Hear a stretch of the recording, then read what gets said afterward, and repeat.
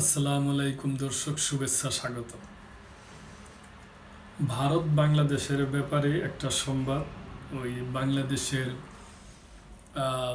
ইসে থেকে বাংলাদেশ গভর্নমেন্ট বিগত প্রাইম মিনিস্টার শেখ হাসিনাকে এই দেশে আনার জন্য ভারত সরকারের প্রতি অনুরোধ জানাইছিল। ওই ব্যাপারে একটা সংবাদ।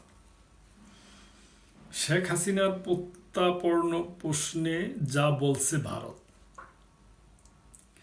বাংলাদেশের ক্ষমতাচ্যুত সাবেক প্রধানমন্ত্রী শেখ হাসিনার প্রত্যাপর্ণ সম্পর্কিত অনুরোধ নিয়ে প্রশ্নে এই মুহূর্তে ভারতের কাছে কোনো উত্তর নেই বলে জানিয়েছেন দেশটির পররাষ্ট্র মন্ত্রণালয়ের মুখপাত্র রণধীর জয়সওয়াল।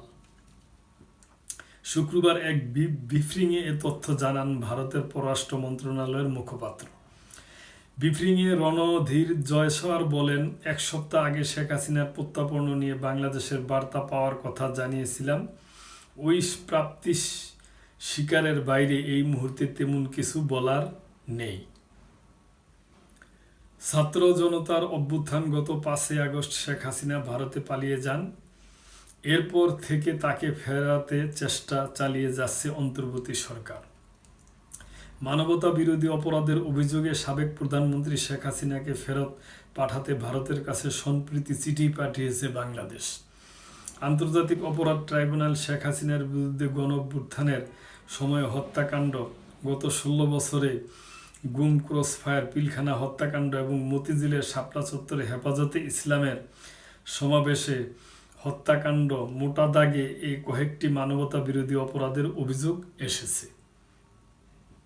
শেখ হাসিনা, তার মন্ত্রিসভা, বিভিন্ন বাহিনীর প্রধান সহ অনেকের বিরুদ্ধে মামলা চলমান।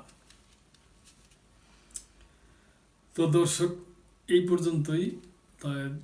বাংলাদেশ গভর্নমেন্ট শেখ হাসিনার প্রত্যাপনের জন্য আবেদন করছে। তো সেই প্রেক্ষিতে ইন্ডিয়ায় এই কথা বলছে। তো দর্শক, আজকে এই পর্যন্তই। ভালো থাকবেন আশা করি।